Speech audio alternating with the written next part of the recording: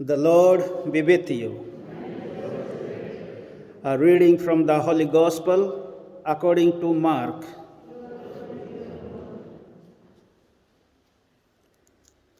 Jesus and his followers went as far as Capernaum, and as soon as the Sabbath came, Jesus went to the synagogue and began to teach.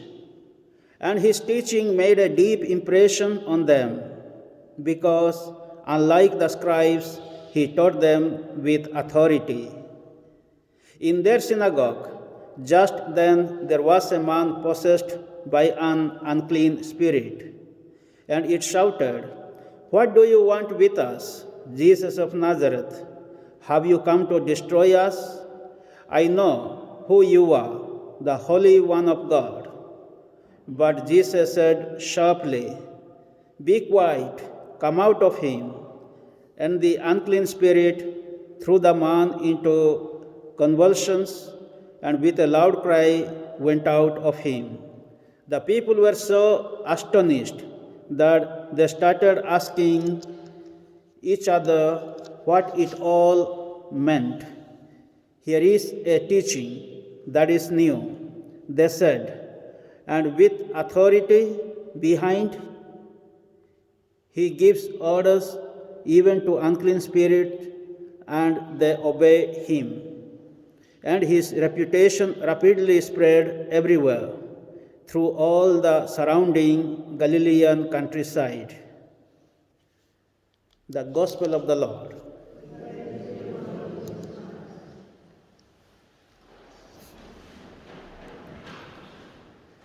Today we celebrate the fourth Sunday in the ordinary time. In the first reading we heard from the book of Deuteronomy, Moses said to the people, "Your Lord and your God will raise a prophet like me among you, and he will teach everything, and you listen to him. You will listen to him." So Moses prophesied about the future coming of another prophet who can be known as the Messiah, the Son of God, or the prophet. So in the Gospel reading we heard what Moses said in Deuteronomy was being fulfilled in the life of Jesus at Capernaum.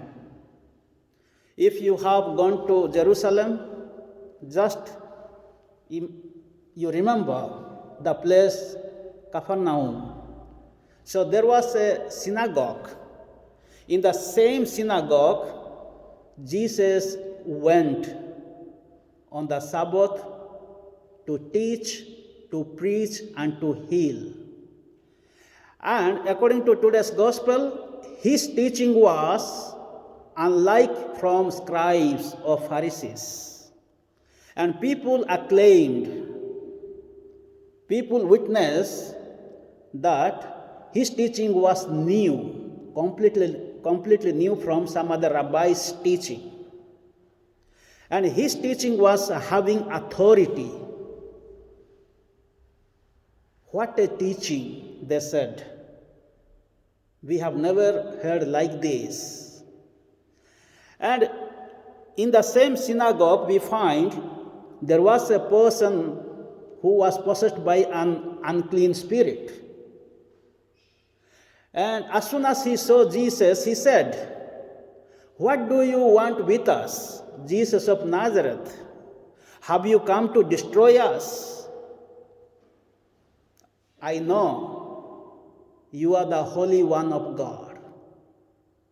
So this person is possessed by the evil spirit, and Jesus is confronting the person, one who is filled with the evil spirits.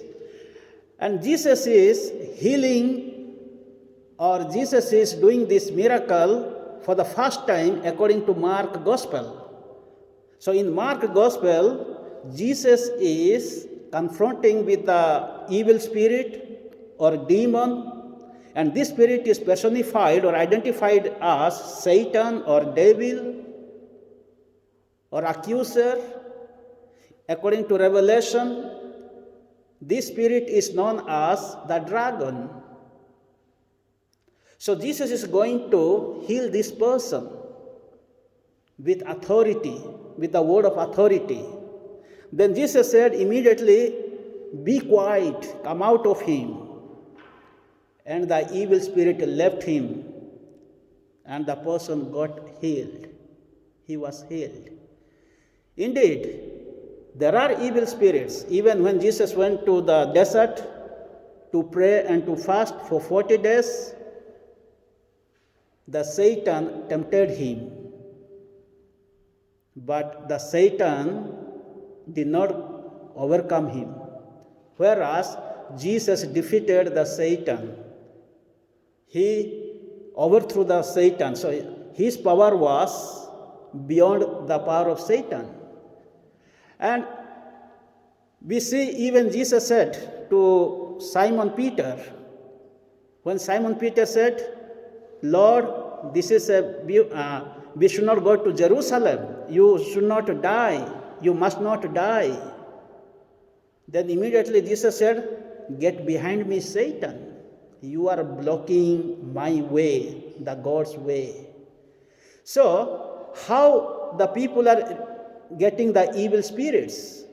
So when we don't do God's will, God's plan, God's way, so the evil spirit is coming inside.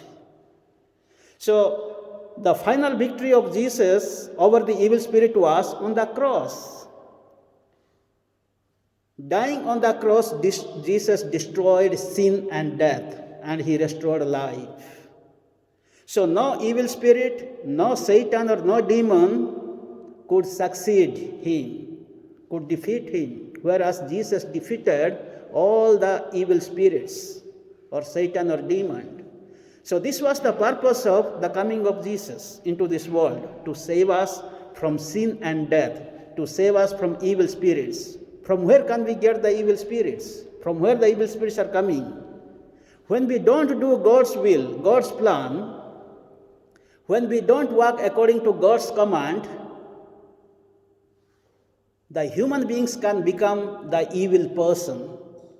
That is what the first human parents, Adam and Eve, committed the sin of disobedience. They did not do the will of God. They did their own will, own plan. This is what the evil spirits are coming inside. Or when we do the bad things, or when we kill others, we become automatically mad. So we behave like possessed by an evil spirit. And this person is arguing with Jesus. "What do you want with us, Jesus of Nazareth? Do you want to destroy us? We are enjoying inside the synagogue. We have power, we have money, we have wealth. I have positions, I have chair to sit. I have power to rule the people here. What do you want with us? You want to destroy us?" So with the coming of Jesus inside the synagogue, this person's life was shaken up, because this person was enjoying his life, maybe with corruptions, injustice, inequalities. Maybe he was doing a lot of evil things, and he acted like an evil person, but Jesus healed him. So this is what we need to experience, the power of God in our life.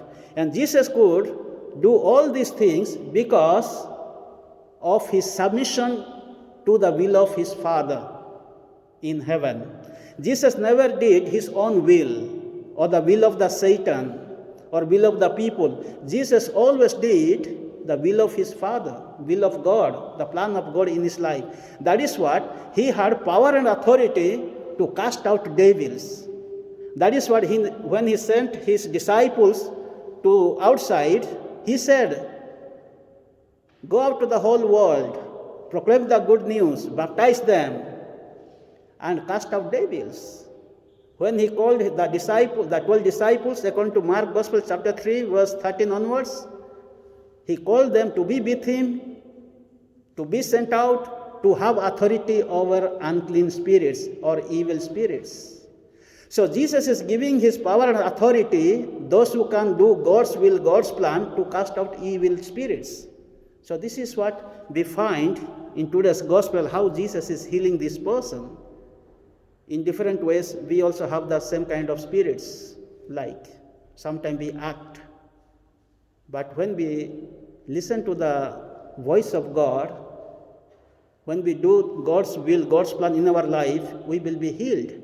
And Jesus is there to heal us. And let us experience the power of God in the Word of God.